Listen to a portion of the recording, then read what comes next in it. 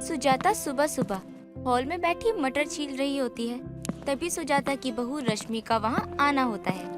माँ जी, मैं ये सब कर लूंगी, आप क्यों मटर छीलने बैठ गई? अरे बहू, मैंने तो सोचा तेरा थोड़ा सा काम आसान हो जाएगा, इसीलिए छिलने बैठ गई। चल, तू कहती है तो नहीं छिलती मैं ये मटर। तू एक कप चाय बना ला। हाँ माँ जी, बस 2 मिनट, मैं अभी बना लाई आपके लिए गर्मा गर्म चाय।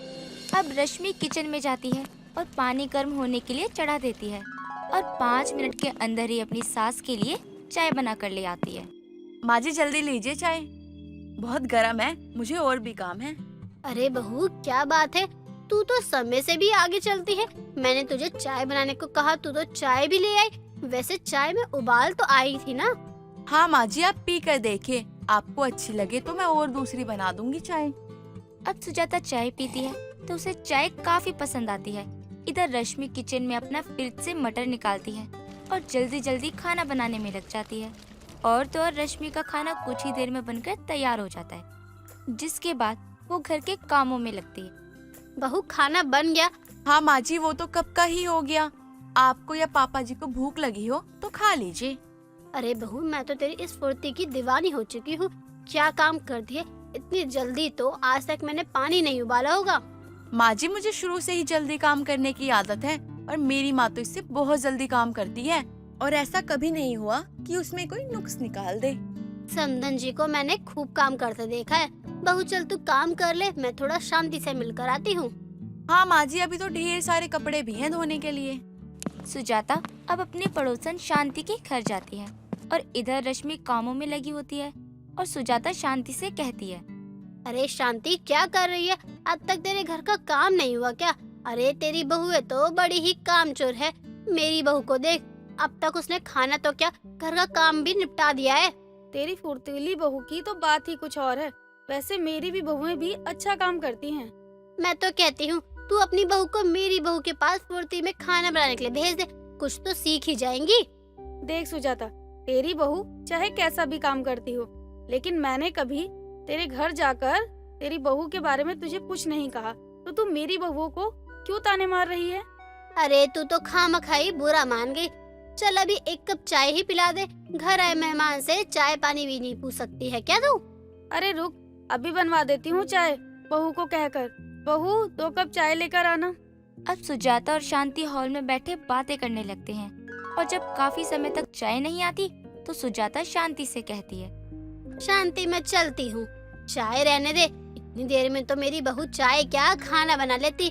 फिर से कह रही हूँ, अपनी बहू को बोल कि थोड़ा फुर्ती में काम करे। ऐसे काम करेगी तो घर आए मेहमान भी भूखे ही चले जाएंगे। अरे सुजाता, तू तो जानती ही है कि घर में कितना काम हो जाता है, ला ही रही होगी बहू। सुजाता अब शांति को लिए अपने घर आती है तो वो शांति को घर दिखाते हुए कहती है, देख रही है मेरा घर कितना चमक रहा है। भले ही बहू जल्दी जल्दी काम करती हो, लेकिन सफाई 1 नंबर करती है। सच में तेरे घर का काम 9 बजे तक हो जाता है और यहाँ देख कि मेरी बहू से अभी तक चाय तक नहीं बनी। चल बैठ बहू। अरे ओ बहू, 2 कप चाय तो ले आ। जी माँ जी, बस 5 मिनट दीजिए, मैं अभी बना लाती हूँ आपके लिए चाय। अब रश्मि किचन में जाती है और अपना पसंदीदा फ्रोजन तरीका अपनाकर उसका पाउडर बनाकर उसकी चाय बनाकर अपनी सास सुजाता और शांति को देती है। बहू, तूने इतनी जल्दी चाय बना ली? क्या बात है बहू, ऐसा लग रहा है कि तूने कोई जादू कर दिया हो बस। अरे काकी, अब तो जल्दी में काम करने की बस आदत सी हो गई है। बहू, उस दिन जो तूने समोसा तैयार किए थे ना, वो बना देती तो चाय पीने का मजा ही आ जाता। आप मुझे 15 मिनट दीजिए, मैं आपके लिए अभी बना कर लाती हूँ। अब रश्मि किचन में जाती है और पैकेट वाले समोसे तल देती है और कुछ ही देर बाद वो अपनी सास और पड़ोसन के सामने परोस देती है। अरे बहू, तेरी इन्हीं फुर्ती में काम करने की वजह से पूरे मोहल्ले वाले मेरी खूब तारीफ करते हैं और कहते हैं कि बहू हो तो सुजाता की बहू जैसी हो। अरे बहू, एकदम गजब समोसे बनाए हैं तूने। जरा इसकी रेसिपी मुझे भी बता दे, मैं भी अपनी बहुओं को कहूँगी कि सुजाता की बहू जैसा समोसा बनाए। काकी, अभी तो आप समोसे खाओ, समोसे की रेसिपी मैं खुद आपको लिख कर दे दूंगी। शांति भी अब सुजाता की बहू से खुश हो जाती है और जब वो घर जाती है तो अपनी बहुओं को ताने देना शुरू कर देती है। अरे ओ बहू, कहाँ रह गई तू? जरा 1 गिलास पानी तो लेकर आ। ये लीजिए माँ जी पानी, आपके लिए जो चाय बनाई थी वो पड़ी ही रह गई। आप कहाँ चली गई थी? अरे जितनी देर में तू पानी लेकर आएगी उतनी देर में तो सुजाता की बहू चाय समोसे सब बना लाएगी। लानत है ऐसी जिंदगी पर जिसमें तुझसे कोई काम ही नहीं होता। माँ जी, लेकिन इतनी जल्दी खाना बनाने का मुझे कुछ समझ नहीं आया। लेकिन मैं रश्मि भाभी के पास जरूर जाऊंगी, ये सीखने की फुर्ती में खाना कैसे बनता है। ये सब मैं अपनी आंखों से देखकर आई हूँ। अब कल तू भी जाकर देख लियो कि सुजाता की बहू कितनी फुर्ती से काम करती है और खाना भी बनाती है। इधर रश्मि को घर के कामों में ही समय लगता है, लेकिन वो भी वक्त से पहले कर लेती थी और अपने फ्रोजन खाने से अपना पेट भी भर लेती थी, जिसमें उसे ज्यादा मेहनत नहीं लगती थी। और सुजाता को घर के काम और खाना समय पर भी मिल रहा था, तो उसे किसी और चीज से कोई मतलब नहीं था। और फ्रोजन फ्रूट भी रश्मि खुद ही मार्केट से लाया करती थी। सुजाता तो अपनी बहू से बहुत खुश थी, लेकिन एक रोज शांति की बहू काजल रश्मि से फुर्ती में खाना बनाना सीखने आती है। काकी, रश्मि भाभी हैं क्या? मुझे माँ जी ने भेजा है कि मैं उनसे जल्दी खाना बनाना सीख लूं। अरे मेरी बहू किचन में ही है। बहू, अरे बहू देख तो कौन आया है। शांति की बहू काजल आई है, काजल। काकी, मैं ही किचन में चली जाती हूँ, भाभी को क्यों ही परेशान करना। अब काजल किचन में जाती है तो देखती है रश्मि खाना बना रही है, लेकिन मटर पैकेट वाले हैं, भिंडी और ब्रोकली सब पैकेट में हैं। भाभी, ये ब्रोकली और भिंडी का तो सीजन ही नहीं है, ये तो फ्रोजन फूड है। हाँ, मैं जल्दी खाना बनाने के लिए फ्रोजन फूड का सहारा लेती हूँ। और तो और इसमें ज्यादा समय भी नहीं लगता और झटपट बन जाता है।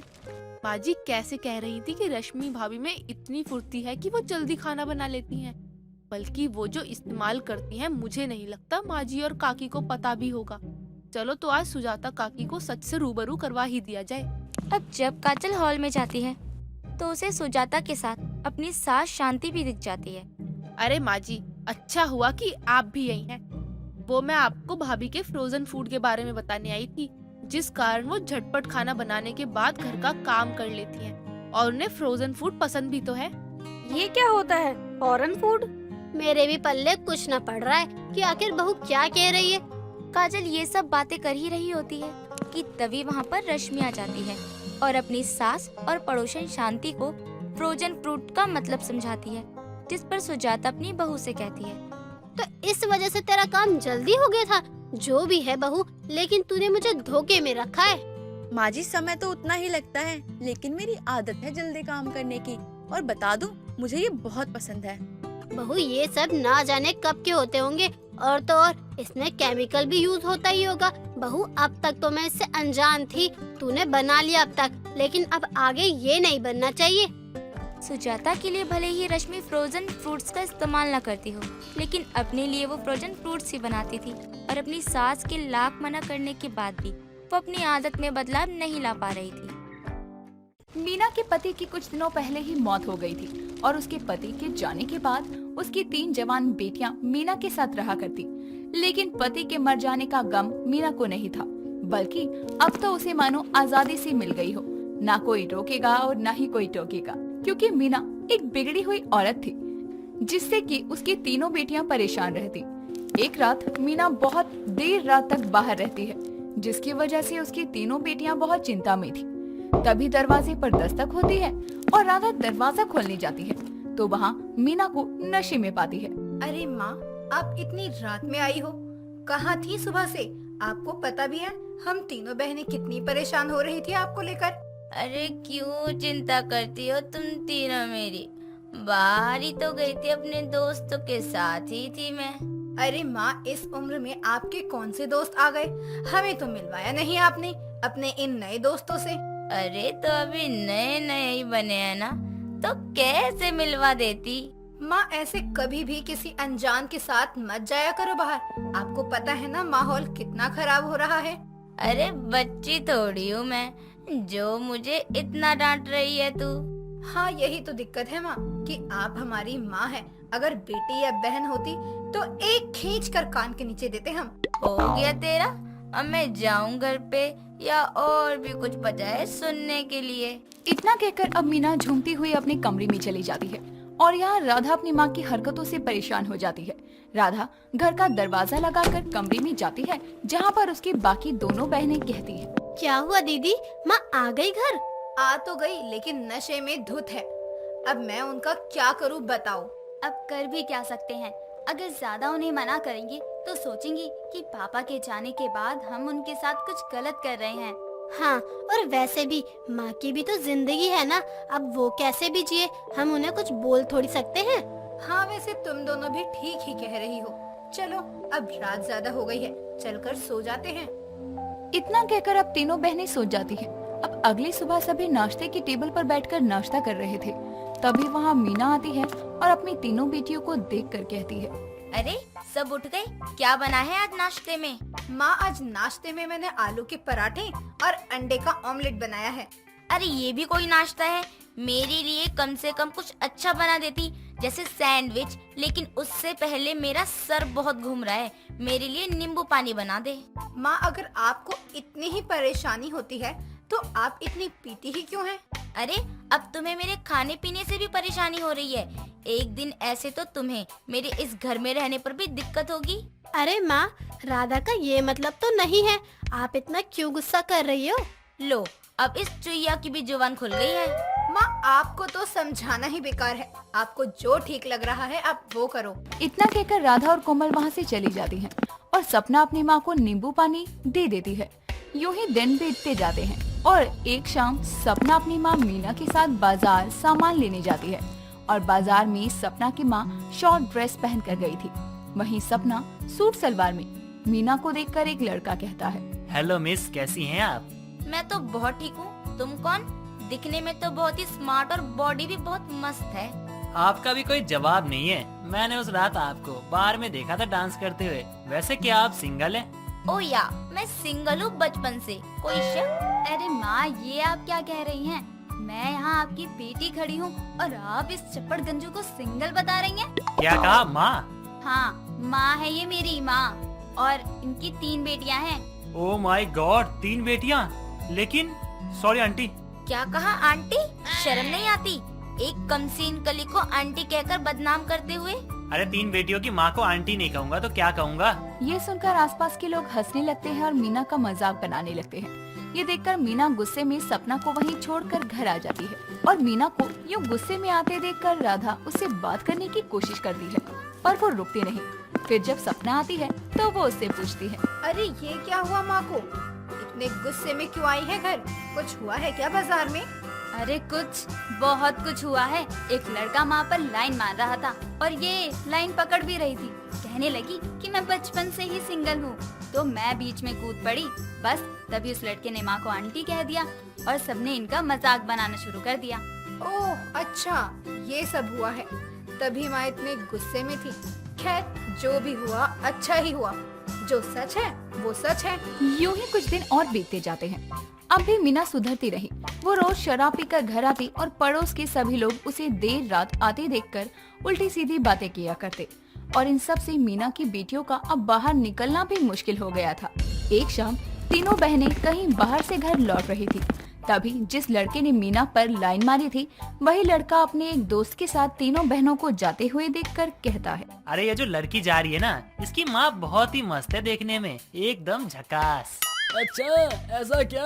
पर तू जानता कैसे है इसकी माँ को? तेरी आंटी है क्या? अरे नहीं यार, मुझसे एक बार गलती हो गई थी। मैंने इसकी माँ को कुंवारी समझ लिया था और बस मैंने उसकी तारीफ कर दी और उससे पूछ लिया कि क्या वो सिंगल है, तो वो बोली हाँ। लेकिन बाद में पता चला कि उसकी तो 3-3 बेटियां भी है। देख रहे भाई, बेटियां जवान है और माँ बुढ़ापे में बिगड़ रही है। अरे भाई मुझे भी मिलना है एक बार 3 बेटियों की बिगड़ी हुई माँ से। मैं भी तो देखूं कैसी लगती है वो। भाई देखने में तो पटाखा है लेकिन बुझा हुआ। इतना कहकर दोनों ही लड़के जोर जोर से हंसने लगते हैं। अपनी माँ का मजाक सुनकर तीनों बहनों को गुस्सा तो बहुत आता है, पर अपनी माँ की भी गलती को ध्यान में रखते हुए तीनों बहनें वहाँ से चुपचाप चली जाती हैं और यूं ही कुछ दिन गुजरते हैं। एक दिन पड़ोस की कमला मिठाई का डब्बा हाथ में लिए मीना के घर आती है, जहाँ पर तीनों बहनें बैठी हुई थी। कमला आकर उनसे कहती है, अरे बच्चियों, कैसी हो तुम? आजकल तुम्हारी माँ कहाँ है, नजर नहीं आती कहीं? अरे आंटी, उनकी बात जाने दो। ये बताओ कि आज यहाँ क्यों आना हुआ और ये मिठाई किस लिए? अरे वो मेरी बेटी का रिश्ता पक्का हो गया है ना, उसकी खुशी में बांट रही हूँ। बहुत अच्छा रिश्ता मिला है ना उसके लिए, अब तो बस तुम्हारी शादी का इंतजार है। क्यों आंटी जी, आपकी बेटी की शादी का खाना खाकर आपका पेट नहीं भरेगा क्या?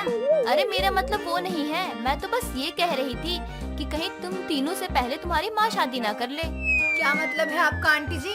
आप हमारी माँ के बारे में ऐसा नहीं कह सकती हैं।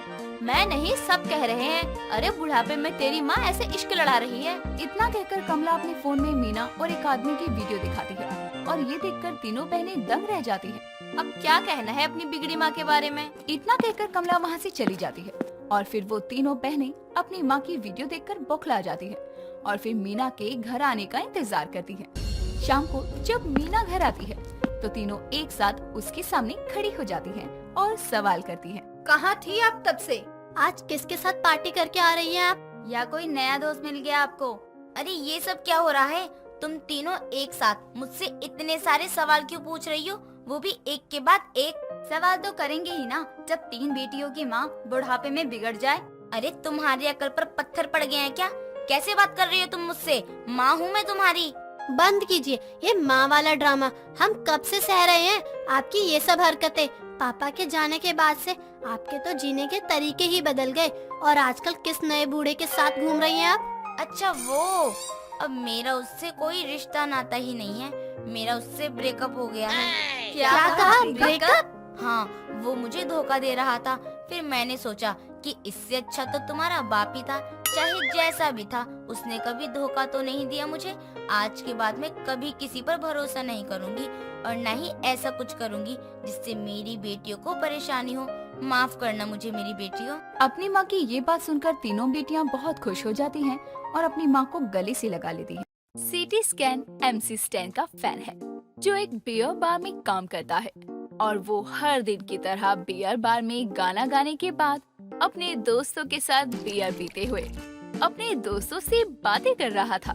राइका भाई, अक्का मुंबई अपुन को जानता है, तेरे को कोई कुछ बोले तो रेड बगा डालने का भाई लोग। City scan be town baby, Hindi मातृभाषा। क्या बोलती पब्लिक?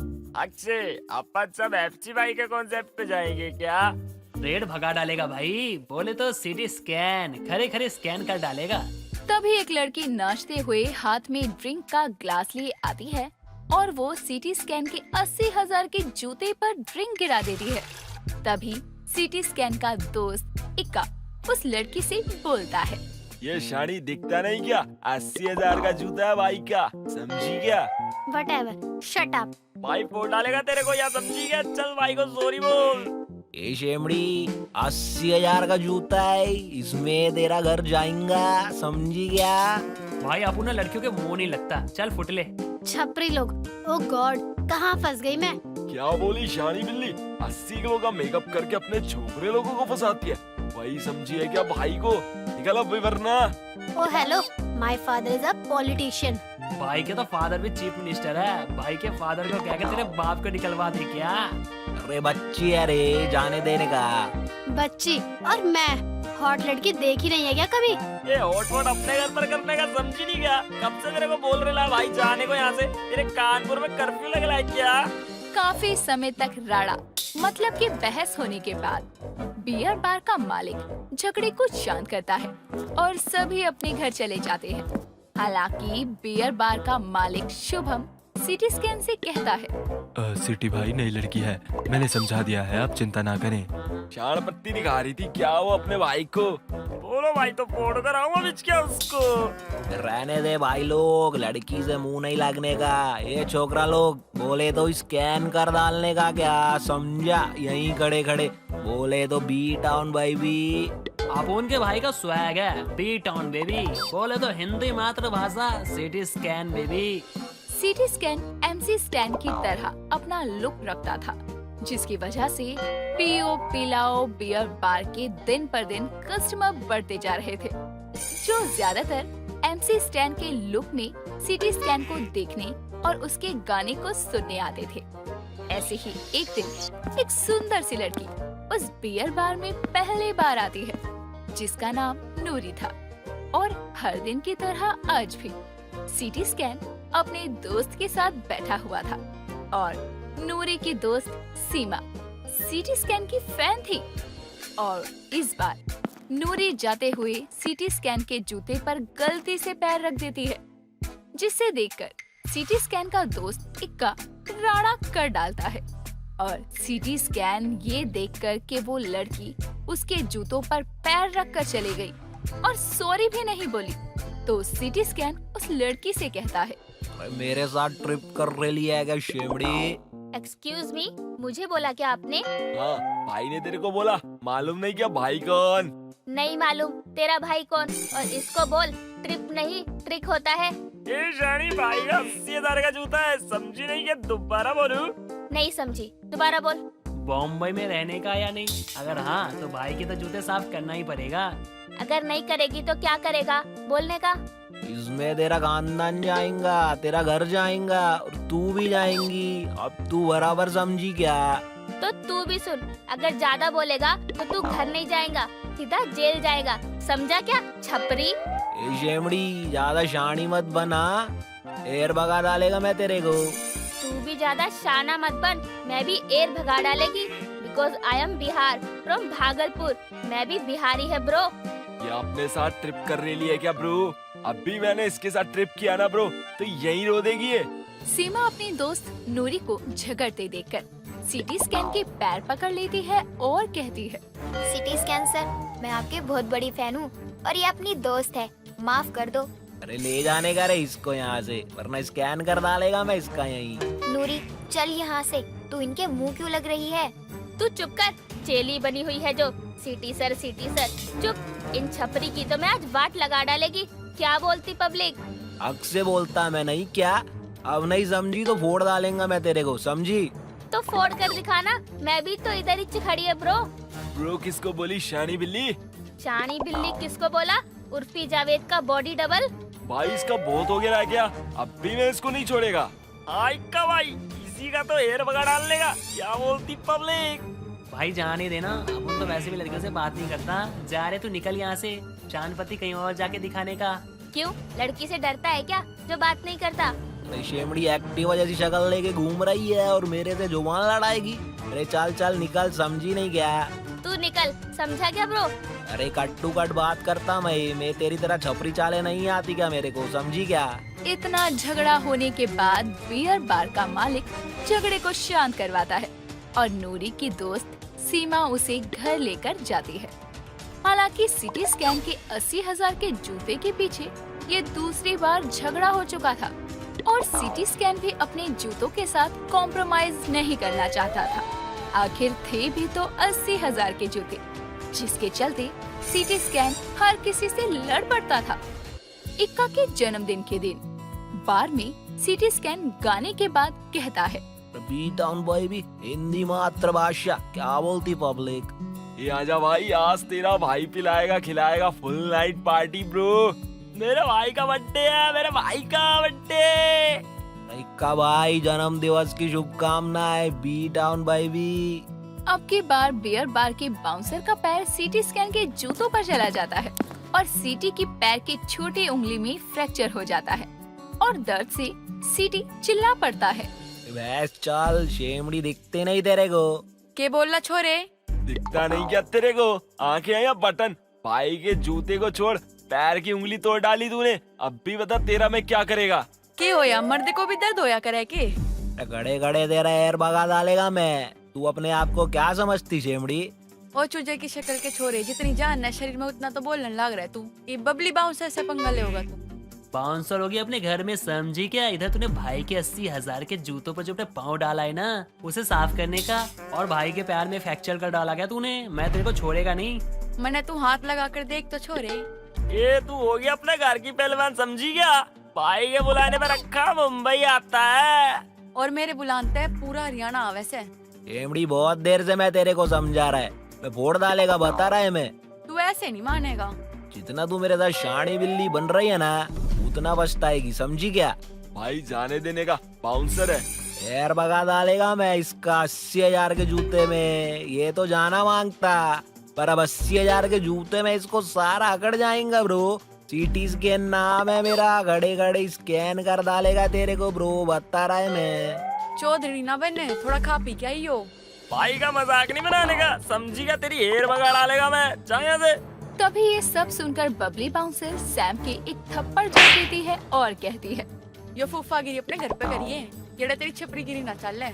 बबली के हाथ से थप्पड़ खाकर सैम अपने दोस्तों को लेकर बियर बार से निकल जाता है और अपने दोस्तों से कहता है, भाई अपने घर पर रखने का ये 80,000 के जूते, इसमें एक दिन अपन सब जेल जरूर जाएंगा। पी टाउन भाई भी हिंदी मातृभाषा, क्या बोलती पब्लिक।